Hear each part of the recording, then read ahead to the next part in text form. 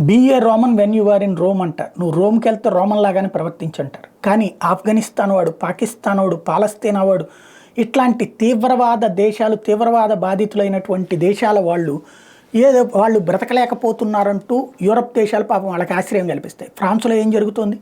చివరికి ఆ దేశంలో ఉన్న చట్టాలు పక్కన పెట్టి ముస్లిం చట్టాలు కావాలంటూ ఉద్యమాలు. ఇప్పుడు బ్రిటన్ అట్లాంటి పరిస్థితి వచ్చింది.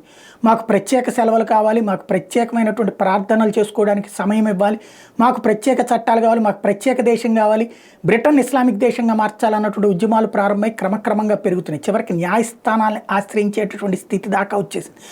ఏ దేశంలో అయితే బ్రతుకు తెరువు కోసం వెళ్ళారో ఆ దేశాన్ని తాము వలస వచ్చినటువంటి దేశాల్లాగా మార్చేయాలనుకునేటువంటి విచిత్రమైనటువంటి మనస్తత్వం కలిసినటువంటి వలసవాదులతో ప్రపంచం అల్లాడుతోంది. వలస అనేటువంటి దాన్ని శరణార్థులు అన్న పేరుతో ఆశ్రయం ఇచ్చినటువంటి పాపానికి ఎదుర్కొంటున్నటువంటి కొత్త సమస్య సంక్షోభాన్ని సృష్టిస్తోంది.